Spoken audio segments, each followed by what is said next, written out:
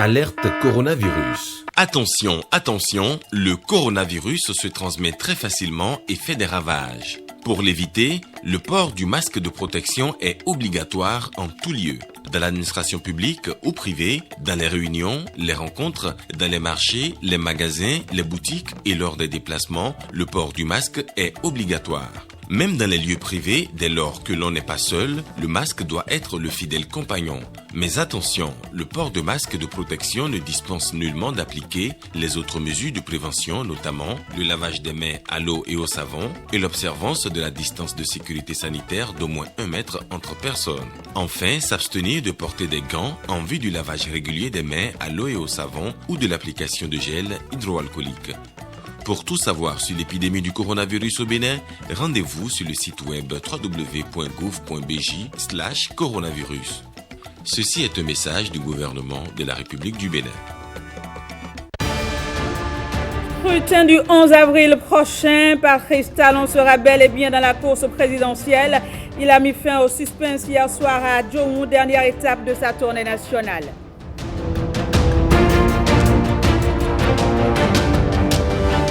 Commémoration du 16 janvier 1977, date de l'agression du Bénin par les mercenaires. Les militaires ont sacrifié à la tradition du dépôt de gerbes tôt ce matin.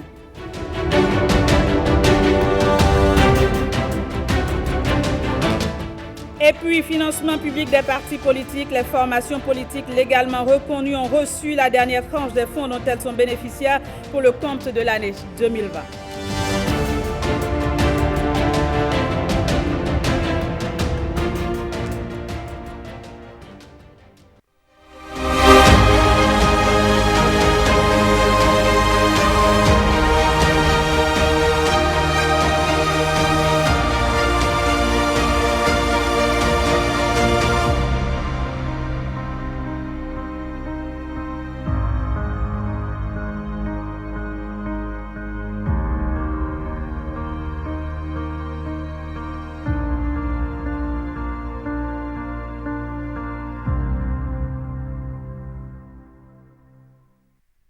Bonjour à tous et bienvenue dans cette édition. Il n'y a désormais plus aucun doute. Il a enfin avisé, Patrice Talon sera bel et bien candidat au scrutin présidentiel du 11 avril prochain. L'actuel locataire de la Marina en a fait l'annonce hier soir à Adjomou, dernière étape de sa tournée nationale. On l'écoute. Servir une cause aussi noble que celle du Bénin requiert tous les sacrifices, requiert toutes les passions, requiert tous les efforts. Continuer la dynamique, je veux m'y engager.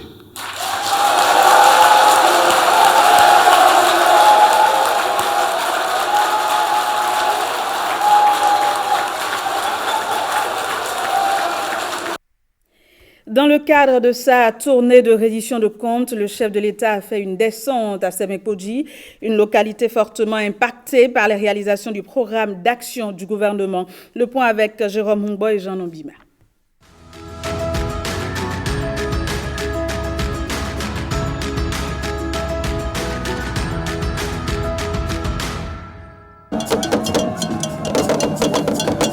Ici, nous sommes sur le site SBJ au Chofa, une expérimentation grandeur nature du gouvernement. Cette rue asphaltée sur plus de 2 km vient faciliter aux chrétiens célestes venus du monde entier chaque fin d'année l'accès à leur site de pèlerinage pour la nativité. Non loin de là, à Sekandji, une autre réalisation de PAG, un véritable raccourci, fait la fierté et la joie des usagers et des habitants de Semekodji. Cette infrastructure conduit directement au Ciné Concorde à Cotonou.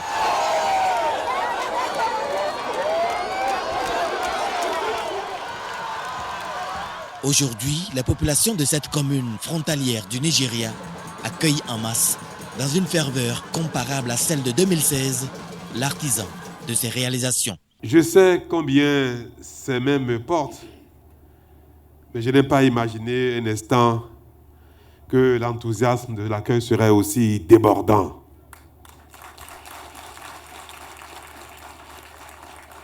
Votre accueil m'honore sincèrement. Je suis vraiment à la maison, ici, à Semekodji. En ces mêmes lieux en 2016, le candidat Patrice Talon avait promis de revenir après son investiture et d'asphalter la voie Diefagar-Ekpe. C'est maintenant le lieu pour nous de saluer et de vous féliciter pour votre sens élevé de la parole donnée. Parce que vous avez tenu parole et que ces promesses ont été effectivement réalisées. Oui, vous avez emprunté la voie que vous avez promise à la population en ces mêmes lieux. Votre appui pourrait consister en l'implantation d'un hôpital de zone à Semekpodji qui en a plus que jamais besoin. Nous souhaitons, de la part du gouvernement, la construction de la voie Keton-Yagbe, environ 15 km, la construction de la route Krake-Daho, village Toré, l'achèvement de l'éclairage de la route Dja-Oode, la construction de la voie Carrefour Djefa Podji Misrete PK18, la construction d'une voie de contournement nord dans l'arrondissement d'Aglangana. Tout comme certaines communes phares du Bénin, Patrice Talon porte Semekpodji dans son cœur, en raison de sa position stratégique entre Porto-Novo, Cotonou et le Nigeria, et son économie qui repose sur l'agriculture, l'élevage, la pêche et le commerce. Plusieurs projets structurants dans le viseur du gouvernement feront de cette commune un pôle de développement et de transformation du Bénin. Maintenant que nous avons commencé à avoir du courant, la zone franche sera une réalité. Avant ça, ce n'était pas possible. On ne peut pas industrialiser un pays aujourd'hui sans électricité. Pendant 100 ans, la zone franche restera dans cet état si au Bénin, il n'y a pas de courant, pas d'énergie. Désormais, nous pourrons avoir l'espoir que ce sera fait. Le contournement nord qui concerne Aglanganda, qui va développer toute cette zone, les études sont en cours, vous savez. Théoriquement, avant la fin de cette année, les travaux vont démarrer. L'autoroute Sémé-Porte-Novo par le nouveau pont, c'est un projet qui fait partie du bilan de nos 5 ans que nous venons de passer ensemble. Le démarrage saurait tarder. Elle sera bientôt une réalité. Sémé City va enfin commencer à implanter ses infrastructures au cours de cette année 2021. Les autres aspects de la gouvernance ont permis aux concitoyens de se faire une idée des projections pour un mieux-être du pays. Restons à Semekpodji. Les populations de la commune du futur Centre international de l'innovation et du savoir ont exprimé toute leur reconnaissance au chef de l'État. On les écoute. C'est vraiment juste de faire cette démarche pour permettre à la population à la base, non seulement de voir physiquement leur président, de renouer avec cette chaleur à laquelle nous étions habitués pendant les campagnes électorales et de surtout l'écouter, d'avoir ces paroles-là de sa propre bouche. C'est très important. Et ce que nous avons vécu ce soir, cela a renforcé la confiance des Semekpodjinous. Et je suis vraiment fier d'avoir été à ce rendez-vous. J'ai vu un chef de l'État courageux qui aborde les réformes sans état d'âme, sans craindre les candidatons. C'est quelqu'un qui a une vision et qui sait où il va. C'est très important. Un homme avec une vision, il vaut mieux lui faire confiance. Et cette assurance qu'on nous a donnée ce soir, savoir la renaissance du Bénin. Quand le chef de l'État, en 2016, disait que quand je vais finir mon mandat de 5 ans, les Béninois vont me porter en triomphe. Aujourd'hui, nous sommes en train de constater effectivement que le chef d'État aujourd'hui, on peut effectivement, comment on appelle, le porter en triomphe. Parce que ces actions, franchement, on ne peut pas énumérer. Aujourd'hui, vous savez avec moi, l'accès à l'eau potable est devenu une réalité. L'électricité aujourd'hui, qui hier venait par terre, est devenue une réalité. Il y a la stabilité au niveau, comment on appelle, de l'électricité. Les réformes du chef de l'État dans le secteur de la santé, les malades ont retrouvé leur dignité dans nos centres de santé. Hier, on les bafouait, hier, on ne les regardait pas. Mais aujourd'hui, grâce aux réformes opérées par le chef de l'État dans le secteur de la santé, fait qu'aujourd'hui, les malades ont retrouvé leur lettre, comment on appelle, de noblesse. Semé City, aujourd'hui, qui est en cours de réalisation, c'est grâce au chef de l'État. Donc, à Semekpodji, nous avons beaucoup reçu des œuvres du chef de l'État. Le renouvellement de l'ambiance démocratique que nous allons revoir bientôt, tout ceci me rassure. Je voudrais aussi ajouter que mon souhait le plus absolu, c'est que le chef de l'État milite aussi à la faveur de la présence de la gente féminine au sein du conseil communal. Ils sont 33 conseils communaux, mais pas une seule femme. Là, je voudrais qu'il y ait une correction à ce niveau. Al-Fatah, ils ont amené, au moins Sémékoji a bénéficié beaucoup dedans. Et beaucoup de parties communes au Bénin, ils ont bénéficié pas mal dans l'Al-Fatah. Et puis ça là, vraiment, le système sécuritaire, ça va très bien dans le pays. Vraiment, les policiers ils respectent la population aussi respecte bien les policiers, et puis tout va bien. C'est inédit. C'est du jamais vu, du jamais assisté. Je voudrais vous dire, répéter ici, que c'est un président de la République exceptionnel. Il a accepté faire ce qui est nécessaire pour le pays et il vient de donner corps à ce qu'on appelle reddition de comptes à la population. C'est ce que ça voudrait dire. Il a parcouru pratiquement les 77 communes de notre pays. Bravo pour lui. Et je lui dis merci. Tout ce qui a été fait dans les communes, notamment où la roche est dure. Je prends Dassa et consorts. Des populations aujourd'hui ont accès à l'eau potable, qui fait partie aujourd'hui eau potable des ressources primordiales élémentaires pour une population. On ne peut être que satisfait. Lorsque vous travaillez comme moi et que vous avez un cabinet d'avocats, lorsque vous avez une entreprise, et qu'à 16h, on vous coupe le courant et que vous ne pouvez pas sortir des documents, vous ne pouvez pas produire de la tomate, vous ne pouvez pas emballer, ce sont des méfaits qui nuisent à votre entreprise. Aujourd'hui, en 5 ans, c'est des choses qui n'existent plus et qui permettent à la population qui travaille de continuer à produire. Donc, le bilan ne peut être que réjouissant et j'oublie des secteurs, l'agriculture, la noix de cajou, l'anacarde, les routes, l'asphaltage. Le bilan ne peut être que satisfaisant, même si, en tant qu'être humain, nous attendons encore plus de lui dans les 5 ans à venir. Aujourd'hui, nous avons l'accès facile à ce terrain de stade. Avant, c'était vraiment dégradé. La voie était impraticable. Donc, au moins, nous avons bénéficié de ça actuellement. Également, il y a les lampadaires solaires. Nous en avons bénéficié également. Beaucoup de choses ont changé sur le plan social, sur le plan économique. Faisons à présent le point de la descente du président de la République dans les communes de Soava et de Sémékoji. Ce sera comme de coutume avec Alain Orunla, porte-parole du gouvernement. On l'écoute. L'exercice de ce jour qui marque l'avant-dernière journée de la tournée présidentielle a permis aux populations de Soava, de Misrété, de Sémékoji enfin, de partager avec le président de la République les acquis du travail qui a été effectué pendant les 5 dernières années, pendant ce mandat, à partager, communier avec le président de la République sur ce que nous avons compris aujourd'hui, qui est notre renaissance, le moteur et le ferment de tous ces progrès que nous avons connus et des succès que nous avons engrangés.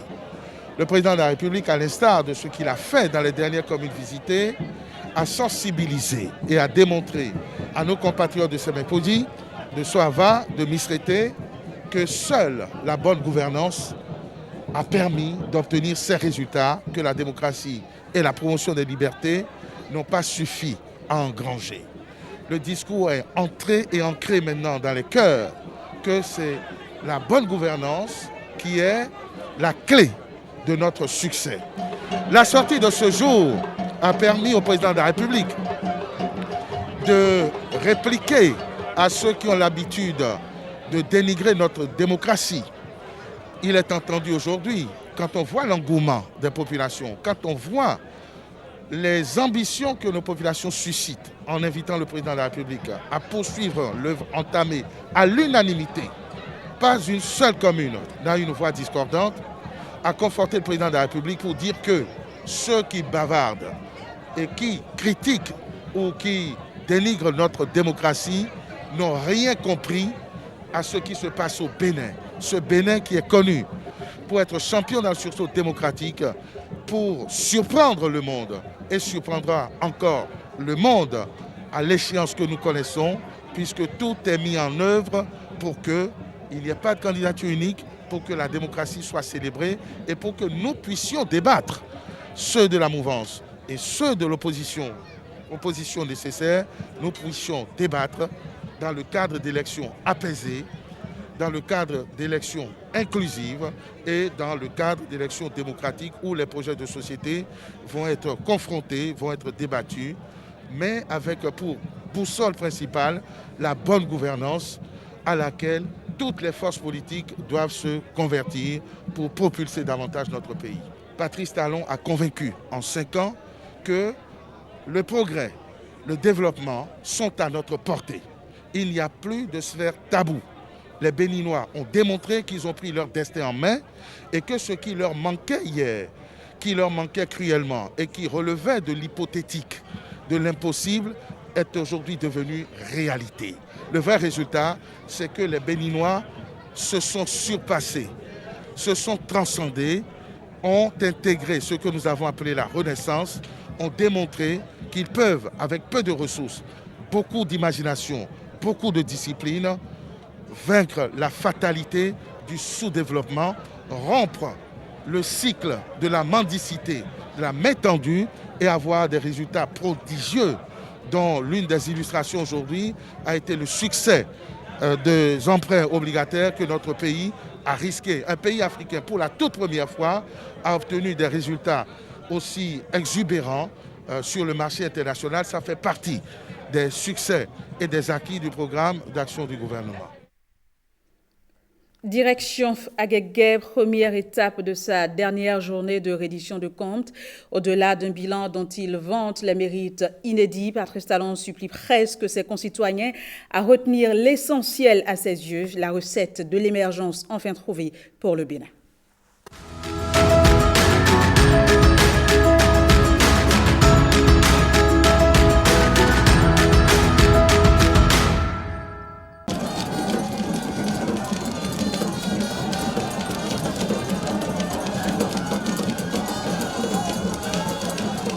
Accueil faste. Patrice Talon savoure. Plus longue qu'ailleurs, cette halte du chef de l'État à l'embarcadère des Agégués. L'hôte d'honneur se délecte des exhibitions culturelles locales déployées pour donner un éclat magique à la visite présidentielle.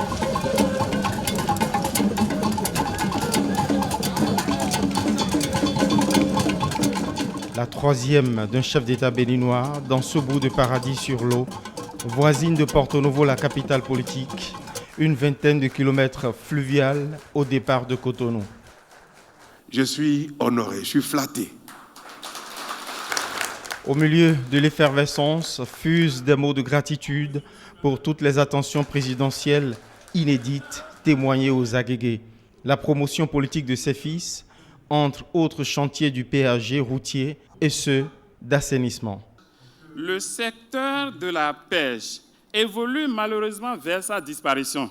Nous souhaitons l'engagement du gouvernement en vue de la promotion de la pisciculture en cage flottante à travers la création d'un village aquacole, la conception d'un programme spécial pour le développement du tourisme aux Agégués comme à Ganvié, Monsieur le Président, la construction du stade municipal des Agégués, l'asphaltage des pistes de la commune, l'érection des infrastructures de lutte contre l'érosion des berges et bien entendu, Monsieur le Président, l'électrification des arrondissements de Zungamé et de Avagoudji. Puis une supplique aux accents dévots. Maintenant que vous êtes là, vous-même, les fidèles de l'Église catholique disent « Seigneur, je ne suis pas digne de te recevoir, mais dites seulement une parole, je serai guéri. » Si la population des Agégués vous dit « Président de la République », dites seulement une parole, elle sera guérie. Entre deux points de son bilan, Patrice Talon apaise les attentes ici exprimées à la lueur des retombées à terme de son mandat. La quantité, le rythme auquel ça se passe nous montre que bon, ce n'est pas dans la première phase, on est dans la deuxième phase. Le constat de notre action depuis 5 ans dit Mikpego, ça y est, le Bénin me paraît sauvé. Nous sommes en route. Nous sommes en chemin pour notre développement. Et c'est pour ça que nous pouvons avoir l'espoir, monsieur le maire. 2021, sera l'année de l'explosion économique du Bénin. Le président finit comme partout avec son inéluctable message, la préservation à tout prix de ce qu'il tient pour leçon cardinale de son bilan. Notre bilan égale notre renaissance. Ce que nous faisons, c'est l'effort de nous tous. C'est le commencement de nous tous. Ce qui se fait est de notre mérite, de notre volonté commune. La découverte et notre engagement à servir la démocratie, la liberté, la bonne gouvernance pour notre bien-être d'aujourd'hui, demain et après-demain. Derrière ce discours qui flatte l'effort contributif individuel, Patrice Talon a une obsession. Provoquer un sursaut pour faire de chaque citoyen le gardien d'une gouvernance rigoureuse.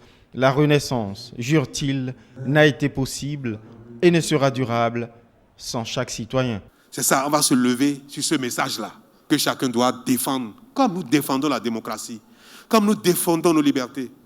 Les Béninois savent désormais maintenant défendre la démocratie. C'est ça, notre démocratie vient être remise en cause, les gens se révoltent, marchent, protestent. Quand nos libertés doivent être remises en cause, quand même on veut voter une loi, les gens vont au Parlement pour dire cette loi-là, attention, si vous votez comme ça, on n'est pas d'accord. Nous savons protester, nous savons manifester pour préserver nos acquis de démocratie et de liberté. Désormais, nous allons aussi apprendre à manifester, à protester pour préserver nos acquis de bonne gouvernance. Et ça, il faut le dire aux uns et aux autres, à nos enfants, à nos sœurs, à nos mères, à nos pères, à nos camarades, aux uns et aux autres, pour que chacun comprenne que si la démocratie n'a pas suffi pour notre développement, si la liberté n'a pas suffi pour nous développer, eh bien, nous avons vu maintenant que la bonne gouvernance permet le développement. Donc, vivre bien au Bénin, être bien dans sa tête et se développer, c'est démocratie, liberté et aussi et surtout la bonne gouvernance.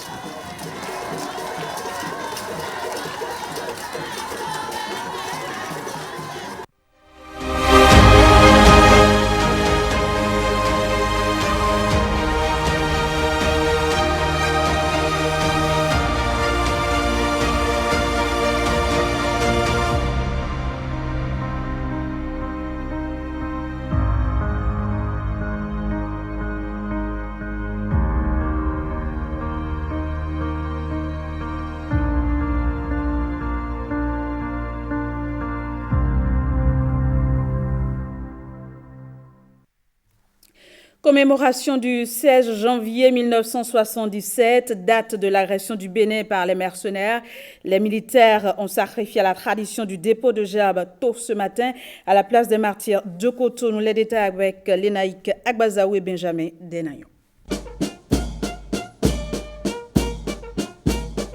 Avec le rituel militaire qui va avec, le chef d'état-major général des armées procède ici au traditionnel dépôt de gerbes pour commémorer l'agression du 16 janvier 1977, au cours de laquelle des soldats béninois sont morts au front en défendant la patrie. Pour le souvenir, nous le faisons pour pouvoir rappeler ces faits qui sont déjà connus, pour que cela ne soit pas oublié d'une part et que la génération montante puisse se rappeler du courage, de l'abnégation des Béninois qui se sont battus pour défendre notre territoire, qui est notre propriété, qui est notre chose commune. C'est ce que nous faisons, c'est pourquoi cela est cher pour nous. À l'aube du 16 janvier 1977, les mercenaires conduits par le français Bob Denard attaquaient le Bénin. L'opération Crevette déclenchée contre le peuple béninois fut un échec grâce à la vaillance et à la détermination des soldats béninois, et ce, au péril de leur vie. 7 d'entre eux sont tombés sur le champ de bataille. Le Bénin a été agressé par ce que nous appelons les ennemis extérieurs qui ne partagent pas la même idéologie politique que les Béninois de l'époque. Donc c'était dû surtout à un problème d'idéologie et pour pouvoir renverser le pouvoir en place et que nous puissions partager les mêmes idées et idéologies que ceux qui étaient venus nous agresser, sur notre propre territoire. L'État, dans le temps, s'est occupé des gens, des parents de ceux qui sont tombés, qui ont pu être recensés. Parents, amis et proches des soldats morts au front sont toujours sous le choc. J'étais tout petit quand mon papa est parti. Je le regrette jusqu'à présent. On a de l'amertume dans le cœur. On est laissé à bas âge. On est orphelin jusqu'à aujourd'hui. Nous, on était à la maison. Moi, mon papa était parti quand, vers 10 heures là, quelqu'un m'apprenait que mon papa est mort. Pour l'armée béninoise, c'est un pan de l'histoire qui mérite d'être toujours célébré en hommage à la bravoure de ces hommes en âme, morts pour la patrie. Et sur cette même actualité, je vous invite à faire un petit saut dans le passé.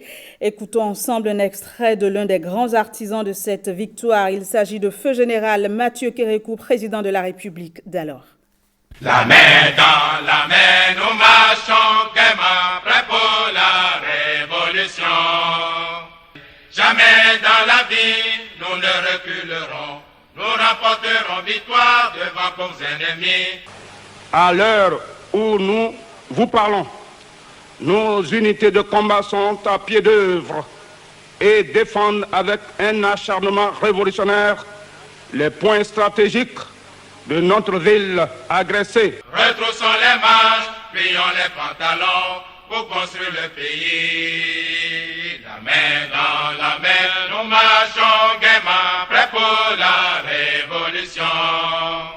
Nous bâtirons plus beau notre patrie, le Bénin, qui grandira dans la paix. Et puis, financement public des partis politiques. Les formations politiques légalement reconnues ont reçu au siège de la Sénat la seconde tranche des fonds dont elles sont bénéficiaires pour le compte de l'année 2020. Reportage. UP, BR et FCBE reçoivent ici des chèques symbolisant les 20% restants du montant à eux alloué dans le cadre du financement des partis politiques par l'État, et ce au titre de l'année 2020. Nous avions procédé en ces mêmes lieux le 5 novembre 2020 à la remise des chèques aux partis politiques éligibles à hauteur de 80% du montant auquel chacun d'eux a droit. À cette occasion, nous vous avions annoncé que les 20% restants vous seront remis dès lors qu'aucun recours devant les juridictions appropriées ne serait élevé contre la répartition effectuée par la Sénat. Ces fonds sont destinés au fonctionnement et à la dynamisation de l'animation de ces formations politiques régulièrement enregistrées. Je rappelle à cette occasion que les recommandations que nous avions formulées concernant la gestion de ces fonds, eh bien, que ces recommandations restent de mise pour vous éviter de vous retrouver devant des structures qui sont chargées de vérifier comment l'argent public est utilisé. Je voudrais donc vous demander de vous approprier ces textes que nous avons d'ailleurs rappelés au cours du dernier séminaire que nous avons organisé à Boycon sur la gestion des fonds publics. Pour les partis politiques, cet accompagnement vient à point nommé, surtout en cette veille d'élection présidentielle. C'est l'occasion pour moi aussi de dire merci au gouvernement pour l'effort qu'il fournit, parce que ce n'est pas facile de mobiliser les ressources en ces temps qui sont durs. Il y a les investissements à faire dans le pays, mais malgré ça, je pense aux partis politiques. Au total, 1,5 milliard ont été débloqués pour la première et la seconde tranche de cette opération. La Sénat a procédé à la répartition de ces fonds sur la base des articles 8, 9 et 10 de la loi sur le financement public des partis politiques en République du Bénin. Voilà, ce sera tout pour cette édition. Merci de nous avoir reçus chez vous. Au revoir et très bel après-midi à toutes et à tous.